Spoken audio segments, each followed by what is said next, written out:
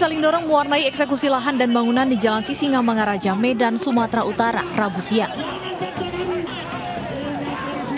Massa yang mengaku sebagai pemilik lahan dan bangunan tak terima saat perwakilan pengadilan membacakan putusan eksekusi. Kericuan semakin memanas hingga seorang demonstran terluka dan giginya tanggal. Sejumlah demonstran terpaksa dibawa petugas ke Mapolrestabes Medan.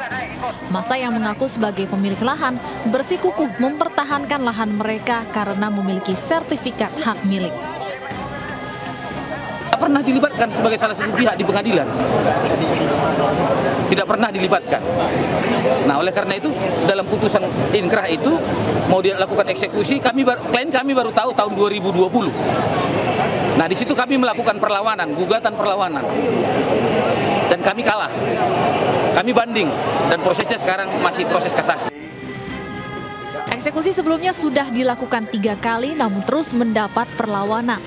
Atas eksekusi ini, pihak termohon berencana mengajukan kasasi ke Mahkamah Agung dan melaporkan tindakan petugas kepolisian yang dinilai represif ke Kapolri.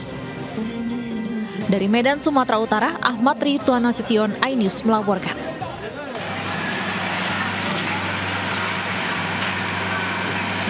Belasan ruko di Jalan Pasar jurusan Mempawah, Pontianak, Kalimantan Barat terbakar.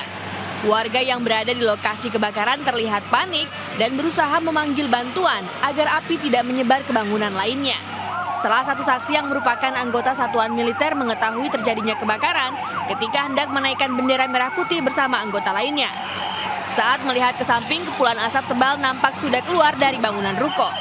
Kebakaran ini dibantu oleh pihak pemadam kebakaran dan sekiranya ada 14 unit dan dari pihak polisi ada 2 unit untuk membantu pemadam kebakaran dan dari pihak TNI AD. Baiklah, untuk kejadian ini untuk kerugian masih belum kami ketahui. Hingga kini belum diketahui secara pasti penyebab terjadinya kebakaran.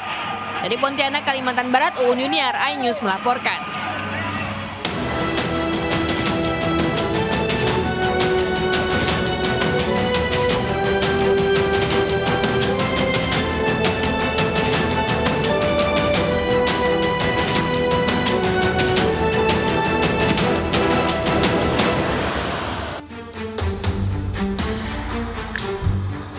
Halo, selamat pagi Aldi, apa kabarnya pagi ini? Selamat pagi, Baby, sehat. Kamu gimana pagi ini? Semangat dong tentunya, karena bentar lagi juga mau weekend kan? Bener banget. Iya, di 2 hari lagi menuju weekend, dan kita juga pagi ini tentunya semangat karena mau bertemu pemirsa di rumah. Selamat datang di Lapor Polisi. Anda lapor, kami sampaikan. Baik, sebuah program yang tentunya bertujuan ini menjadi wadah untuk aspirasi, keluhan, laporan, dan apresiasi kepada pihak kepolisian di seluruh Nusantara. Bersama saya, Bibi Kristami. Dan juga saya, Aldi Hawari. Selama 1 jam ke depan, kami juga akan membahas sejumlah topik hukum dan kriminal yang menjadi topik hangat pembicaraan masyarakat di sekitar kita dan juga di media sosial.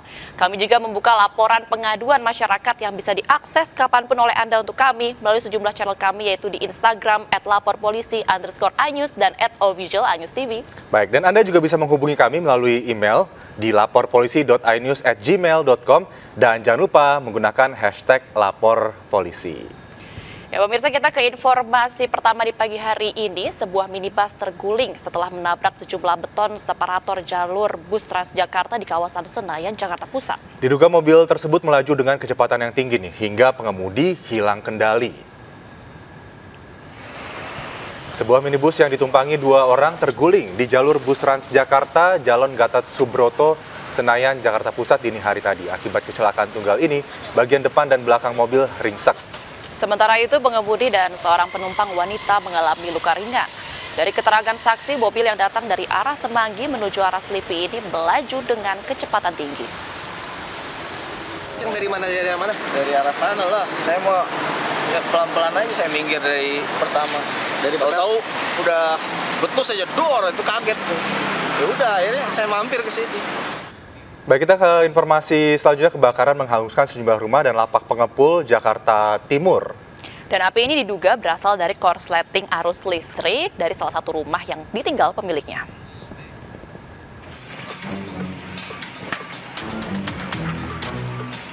Sedikitnya 6 rumah semi permanen sekaligus lapak pengepul barang bekas hangus terbakar. Banyaknya material mudah terbakar membuat api cepat menyebar. Sejumlah warga yang berada di lokasi ikut menyelamatkan barang berharga milik korban. Menurut petugas, api diduga berasal dari korsleting listrik salah satu rumah yang ditinggali penghuninya. Awal kejadian tidak banyak diketahui warga di sini karena tahu ada penyalahan di rumah yang sempat kosong. Ya, ada satu penyalahan sehingga menyambar ke bagian sekitarnya. Sedikitnya 13 unit mobil pemadam kebakaran diterjunkan untuk memadamkan api. Api berhasil dipadamkan 1 jam kemudian. Tidak ada korban jiwa dalam peristiwa ini. Dari Jakarta, Rio Manik, iNews melaporkan. Informasi dari Jawa Barat, pemirsa, ada seorang mahasiswi yang juga SPG rokok ini ditemukan tewas di kamar kosnya di kota Tasikmalaya, Jawa Barat. Ya, di kamar kos tersebut polisi menemukan ada sejumlah obat-obatan tepat di samping jenazah.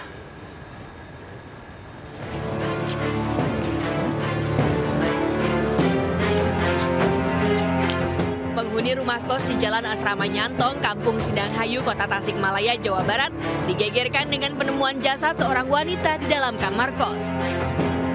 Korban diketahui bernama Ayi Yulianti, berusia 25 tahun, seorang mahasiswa yang bekerja sebagai SPG rokok. Korban pertama kali ditemukan oleh temannya yang akan berkunjung. Saat dipanggil, korban tidak menjawab hingga akhirnya pintu kamar kos dibuka paksa dan korban ditemukan sudah tidak bernyawa. Tim Satreskrim Polres Tasikmalaya Kota bersama Polsek Tawang yang mendapat laporan langsung mendatangi lokasi dan melakukan olah tempat kejadian perkara. Di dalam kamar, polisi menemukan berbagai jenis obat-obatan. Ini masih dalam penyelidikan kepolisian. Ini di dalam kamar kos, Kamar kos. Dia sendiri.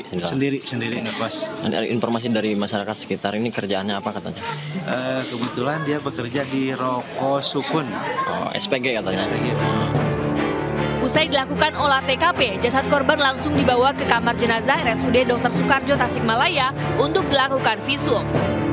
Polisi masih terus melakukan penyelidikan untuk mengetahui penyebab kematian korban. Dari Tasikmalaya, Jawa Barat, Asep Joharyono, iNews melaporkan. Pemirsa, untuk membahas lebih lanjut mengenai wanita tewas di kamar kos di Tasikmalaya, kita telah bergabung dengan Kapolsek Tawang, Ibda Wawan Setiawan. Halo, selamat pagi Bapak. Terima kasih telah bergabung bersama kami di Lapor Polisi. Apa kabarnya Pak? Selamat pagi Mbak, selamat pagi juga Ya, Pak sehat Aldi. Pak Wawan. Baik, Bapak sehat. Pak Wawan, ini ada jasad wanita ditemukan di kamar kos. Sejauh ini penyelidikan kepolisian, apakah sudah ditemukan penyebab pasti kenapa jasad wanita tersebut ditemukan begitu? Betul Pak, telah ditemukannya jasad seorang perempuan yang bernama Saudari Ayi, kurang lebih umurnya 20 tahun, yang alamatnya di Karangnunggal, Kabupaten Tasikmalaya. Dari hasil penyelidikan bahwa korban sudah dilakukan pemeriksaan oleh pihak rumah sakit maupun tim Inapis dari Polres Tasikmalaya Kota, dan hasil dari visum maupun hasil dari Inapis Polres Tasikmalaya Kota tidak ditemukannya tanda-tanda kekerasan pada tubuh korban, dan hasil dari pemeriksaan para saksi maupun keluarga korban, ternyata sebelum meninggal korban pernah mengeluh sedang sakit lambung dan diduga korban meninggal karena sakit. Oke. Pak Wawan, diketahui memang sebelumnya polisi menemukan ada obat-obatan di kamar korban. Obat apa ini? Apakah ada indikasi bunuh diri, Pak? Betul Pak,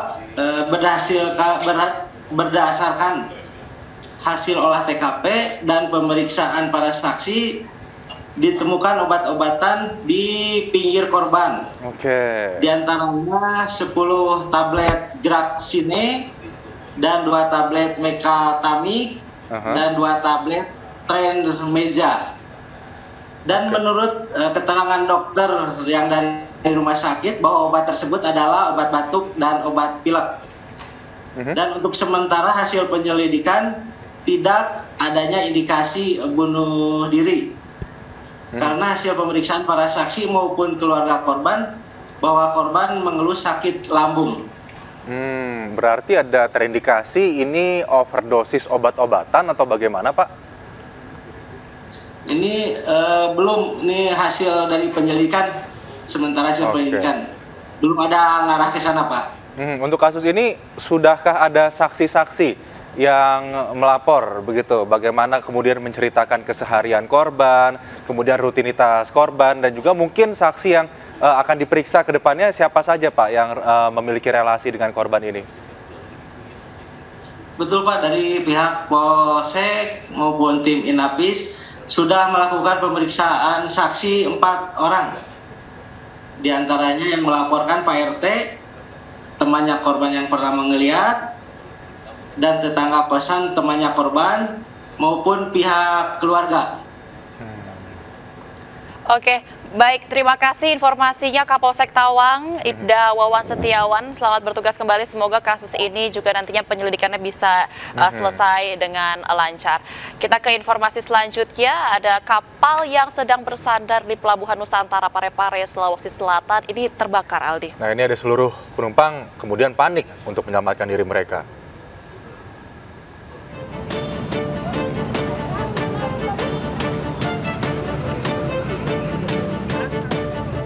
Para penumpang kapal Prince Soya berhamburan keluar kapal di Pelabuhan Nusantara Parepare, Sulawesi Selatan.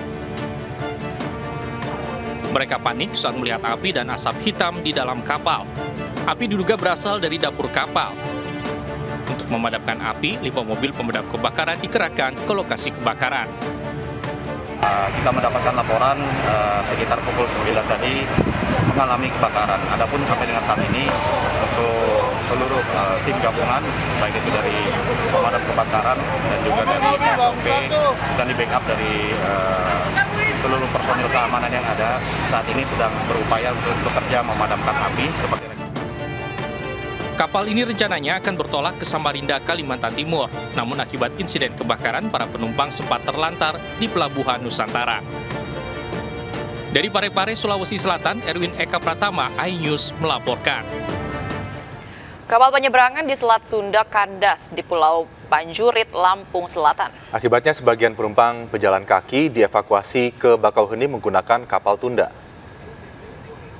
Puluhan penumpang kapal motor penyeberangan Batu Mandi akhirnya dievakuasi menggunakan kapal tunda Merak 28 dan kapal patroli milik Polres Lampung Selatan. Mereka yang dievakuasi dibawa ke Pelabuhan Bakauheni dan rencananya diseberangkan dengan kapal Roro lainnya, sementara penumpang kendaraan terpaksa harus menunggu proses evakuasi kapal berhasil. Diketahui proses evakuasi KMP Batu Mandi yang kandas di Pulau Panjurit berlangsung dari pukul 14.00. 5 kali kapal melakukan penarikan belum juga berhasil. Bahkan tali seling sempat putus. 6 jam kemudian kapal bisa dievakuasi setelah air pasang. Kapal feri mengangkut 393 penumpang dan 148 kendaraan. Secara psikologis nggak terlalu panik karena kita tahu nggak terlalu jauh dari Bakauheni. Ya itu kalau dari psikologi kita nggak panik. Cuman memang butuh kepastian. Karena kan saya lihat tadi sudah uji coba yang ke-5 atau ke-6 ya, tarik kiri, tarik kanan nggak bisa. Jadi kita butuh kepastian kira-kira tindak lanjutnya seperti apa. Cabuli anak di bawah umur Direktur Teknik PDAM Kota Solo ditangkap polisi. Informasi yang akan kami hadirkan sesaat lagi, usai jeda tetap di Lapor Polisi. Anda lapor, kami sampaikan.